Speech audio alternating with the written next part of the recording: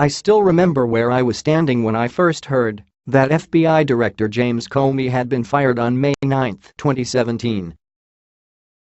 When the story broke, details were scarce, but there was no shaking the feeling that a serious crime had been committed, a blatant power grab by the man occupying the Oval Office.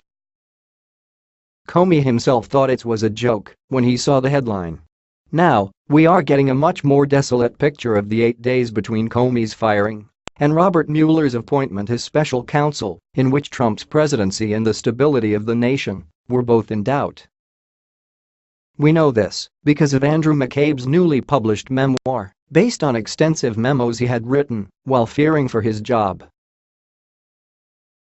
Shortly after the firing, Comey's own detailed memos began to leak.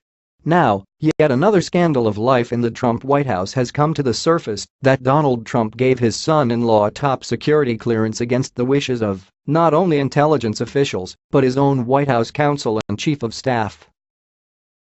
There was a reason that the New York Times was able to cover the story with so much depth.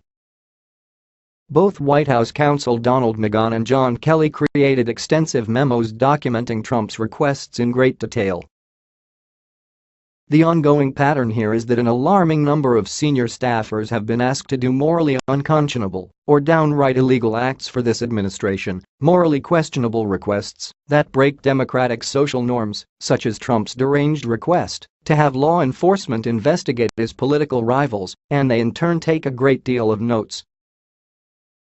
Michael Cohen was somewhat ahead of the game, with over 100 tapes recorded over the course of a decade as Trump's fixer. Each of these people who documented Trump's crimes feared the political or legal repercussions that could have occurred. It's interesting to note that the leaks became more frequent leading up to Cohen's hearing. Our picture of one man's assault on many of the nation's most cherished institutions is coming further into focus, and it is safe to expect a great deal more documents are currently in the possession of Robert Mueller, perhaps a factor that has stayed the hand of Trump and his attorneys general from firing him that will gradually be released to the public. One day Trump will be answering for his crimes, and we must hold on to this growing cache of evidence, a blueprint of rising authoritarianism, if we are to keep it from ever happening again.